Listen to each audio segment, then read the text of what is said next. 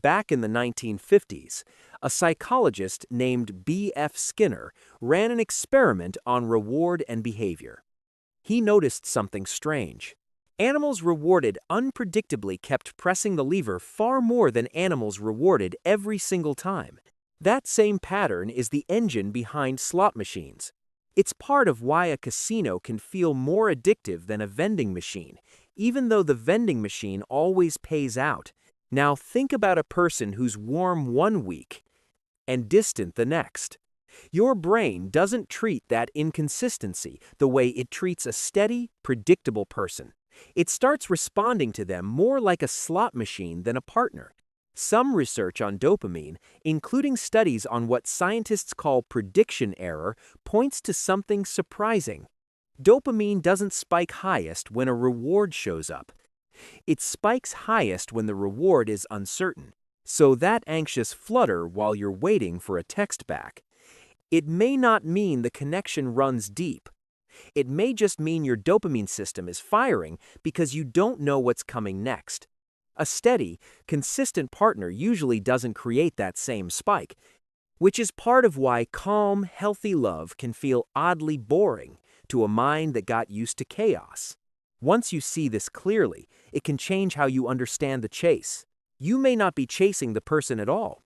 You might be chasing the next unpredictable hit of validation, and your mind can't always tell the difference on its own. Long before we fall in love as adults, something else has already shaped how we do it. Psychiatrist John Bowlby proposed that our earliest bond with caregivers becomes a blueprint for how we love later on. Researcher Mary Ainsworth built on that work with what she called the strange situation. It pointed to patterns like secure, anxious, and avoidant, patterns that often stay consistent into adulthood. In the book attached, authors Amir Levine and Rachel Heller estimate roughly 1 in 5 adults leans anxious. They suggest anxious people are often drawn to the roughly 1 in 4 who lean avoidant. Someone anxious tends to crave closeness and reads distance as a warning sign. Someone avoidant tends to equate closeness with losing their independence. So one person reaching out can end up triggering the other's retreat. Some researchers call this the anxious avoidant trap, a loop that feeds itself. The chaser's pursuit seems to confirm the avoider's fear of losing space, and the avoider's distance confirms the chaser's fear of being left. Here's the cruel part. An anxious person can experience that distance as intense attraction, not because it's healthy, but because somewhere earlier their nervous system learned that love takes effort and earning. Securely attached people make up roughly half the population and rarely get pulled into this loop, which may be part of why the same pattern keeps circulating between chronic chasers and chronic runners. Anthropologist Helen Fisher at Rutgers University ran brain scans on people who'd recently been rejected by a partner. She found heightened activity in the ventral tegmental area, the brain's core reward and motivation center. In other words, rejection didn't shrink their desire. It made it stronger. Fisher called this frustration attraction. The rejected brain also lit up in the nucleus accumbens, a region tied to craving and addiction. Chasing someone who's pulling away can share some neural territory with substance dependency. Psychologist Jack Brame described something called reactance theory. When something gets taken away or restricted, we automatically assign it more value and fight harder to get it back. There's an old study from 1975 where cookies in a nearly empty jar were rated as more desirable than identical cookies in a full jar. Scarcity alone changed how people valued them. That same bias doesn't stop at cookies. Scarcity works on people too. When someone makes themselves scarce, your brain can run the same faulty math and quietly mark them as premium. So the pull you feel towards someone pulling away isn't proof of their worth as a person. It's a cognitive bias so predictable that marketers have leaned on it for a century. Underneath all the neuroscience, there's often something more personal going on. For a lot of people, winning over someone unavailable quietly feels like proving an old story wrong, the story that says you're not enough. Psychologist Harville Hendrix, in his book Getting the Love You Want, suggests we're often drawn to partners who echo old emotional wounds from childhood, as if some part of us is still trying to resolve unfinished business. That's part of why an emotionally distant partner can feel strangely familiar. Your brain can end up confusing that familiarity with compatibility, even when the familiarity is rooted in pain. Psychologist Jennifer Crocker's research on self-worth found something important. When your self-esteem depends heavily on approval from others, rejection can feel like a threat to your entire identity. When your worth feels like it's on the line, walking away can feel impossible.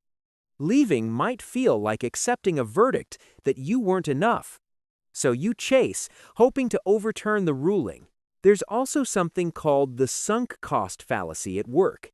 The more time and emotion you've already invested, the harder your mind fights to justify that investment rather than accept the loss. And here's the painful irony. The chase itself can wear down the very self-worth you're trying to protect, which can leave an even deeper gap, one that makes the next unavailable person feel even more magnetic. The first step, backed by cognitive behavioral research, is naming the mechanism as it happens. When you feel that obsessive pull, try labeling it. It's a dopamine response to uncertainty, not a sign of destiny. Attachment research offers something hopeful. Attachment styles aren't fixed for life. Through what researchers call earned security, people can build more secure patterns over time through steady relationships and self-work. It can help to start tracking consistency instead of intensity. Secure attachment tends to feel calm, not electric. So try retraining yourself to see reliability as one of the most attractive traits a person can have. Psychologists sometimes call this opposite action. When the urge to chase spikes, you can deliberately redirect that energy toward friends, goals, or anything that reinforces your worth on its own. It also helps to stretch out your timeline before judging someone. Intermittent reinforcement works because each warm moment resets your hope. Try evaluating someone's behavior across months, not their best single day. Research on self-compassion from psychologist Kristin Neff suggests something worth trying. Treating yourself with kindness after rejection can ease the compulsive need for outside validation. The goal was never to stop wanting love. It's to stop confusing anxiety with attraction. Once your nervous system learns that peace isn't the same as boredom, the people who pull away can slowly lose their pull. If this video just explained a pattern you've been living for years, you're not alone. And you're not broken. You may just be running a pattern that got wired in long before you ever had a say in it. The difference between people who repeat this pattern forever and people who slowly shift it usually comes down to one thing: awareness they actually act on. So drop a comment below. Tell us which part hit hardest: the slot machine, the attachment trap, or the self-worth equation. Your story might be exactly what someone else needs to read tonight.